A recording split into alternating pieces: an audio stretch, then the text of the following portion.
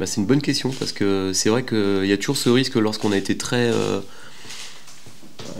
mis sur le fil par le rythme des matchs, d'avoir une forme de décompression derrière.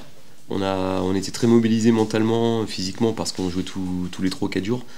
Et le fait de repartir sur quelque chose de plus classique, il y a ce risque de décompression inconscient, mental.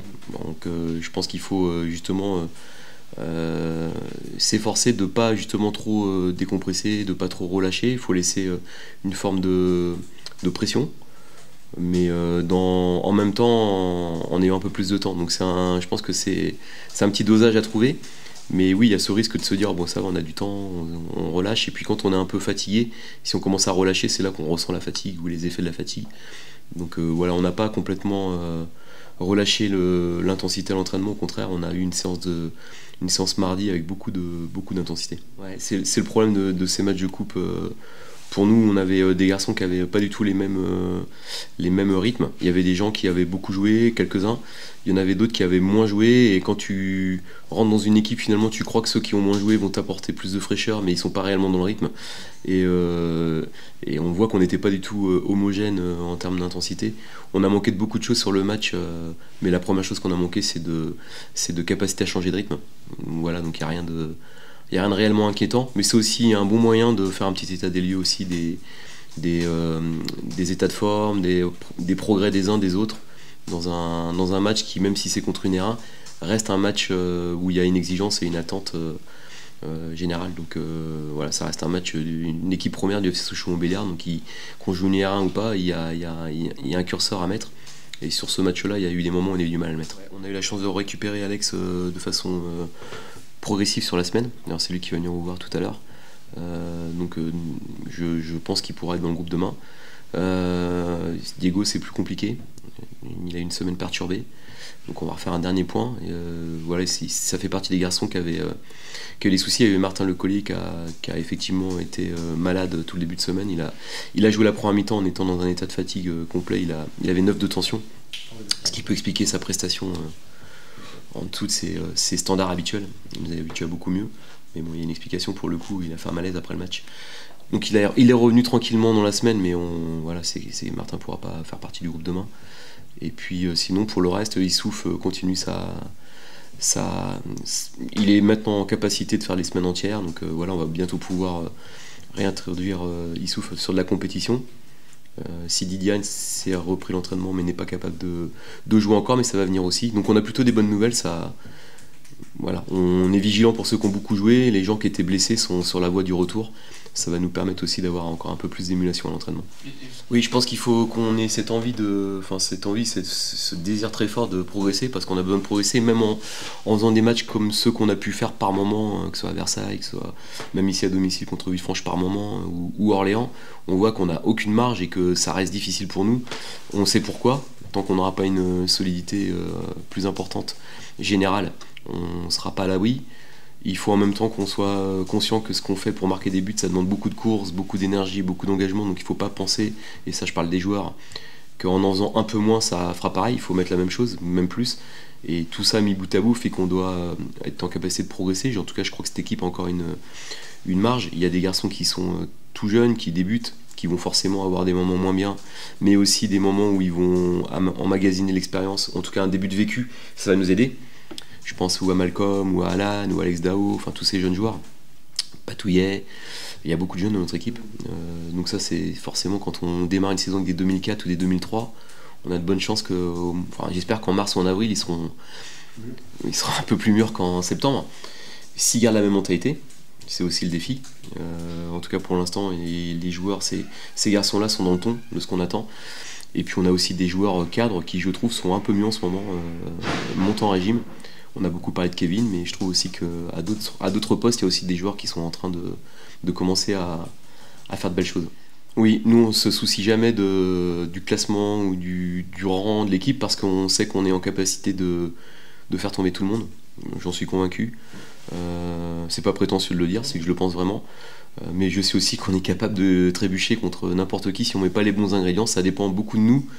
Et le championnat, je vous ai souvent entendu le dire à raison, c'est un championnat où tout le monde peut faire tomber tout le monde et qui n'a pas réellement de hiérarchie, à part cette année Red Star qui semble être très au-dessus.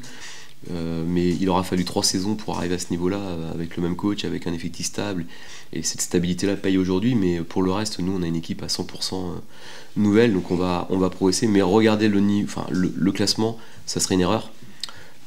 Et regarder la dynamique de Nancy pour préparer le match de demain serait une erreur également, parce que je crois que demain ça va au-delà de la dynamique actuelle. C'est un match qui est une affiche, c'est un match entre deux clubs avec une forte identité, une histoire, et ça va au-delà de ça. Donc demain c'est un match où il faut faire abstraction du contexte et il faut faire un match de guerrier.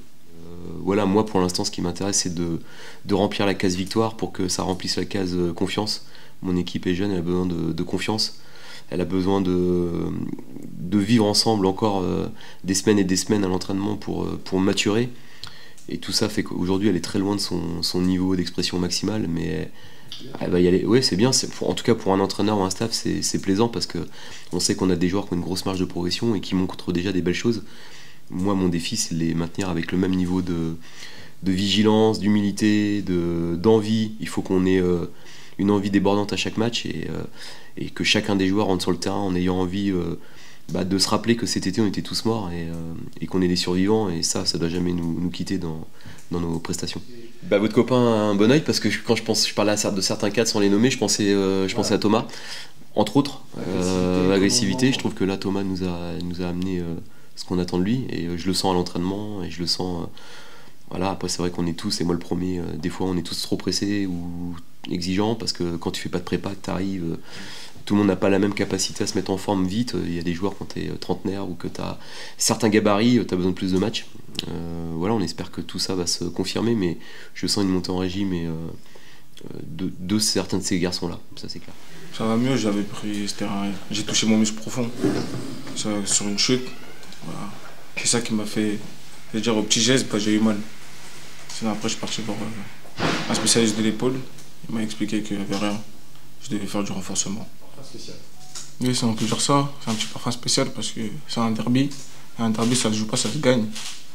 Et avec mon équipe et le staff, je pense qu'on peut ramener les 3 points à la maison. Oui, un peu. On est sur une bonne dynamique, le groupe. Tout le monde est concentré à l'entraînement. On travaille bien. Et revenir sans les 3 points, ce serait une déception, même un match nul, déception, parce qu'un derby, c'est fait pour gagner. C'est fait pour gagner. Oui, beaucoup. Parce que comparé au début de saison, il y a beaucoup plus de complicité entre nous. Et même quand on fait des courses vers l'avant, tout le monde est là pour suivre. On suit chaque action et tout. Ouais, il y a vraiment. Oui, je le sens. Parce qu'au début, c'était plus des 1 contre 1. Maintenant, ça revient à 2, 3. Et j'essaie de varier mon jeu pour pas qu'ils essaient d'obtenir le ballon. Oui, je pense sur lequel je dois progresser, c'est le dernier geste. La passe au bon moment, le dribble au bon moment, le tir au bon moment. C'est ça, je dois progresser. Mais le coach, il me le dit souvent, donc j'essaie d'appliquer ce qu'il me dit. Et par la suite, on verra. Oui, parce que moi, avant, j'étais pas dans un centre de formation. J'étais dans un club amateur. Je voyais pas comment progresser parce que quand j'étais petit, ils me donnaient le ballon et dribble. Mais maintenant, j'ai su progresser, placement, défensivement. Avant, je faisais pas tout ça. Je suis content de ma progression et je compte progresser encore plus. C'est ça, c'est pas facile. Mais parce que moi, j'avais pas trop l'habitude. Mais le coach m'a donné l'habitude. Ça veut dire maintenant, à chaque action, j'essaie de faire le retour, de couvrir mon latéral au maximum. Oui, on se sent plus fort. Même avant d'aller sur le terrain, on soit une équipe qui a envie de gagner, qui n'a pas envie de faire des matchs nuls. Même quand on fait des matchs nuls, on est frustré. Parce qu'on ne mérite pas le match nul. Et on est frustré. On se sent plus fort, et avec les supporters, le staff et les coachs, Julien, ils sont là. Ils nous rendent plus forts.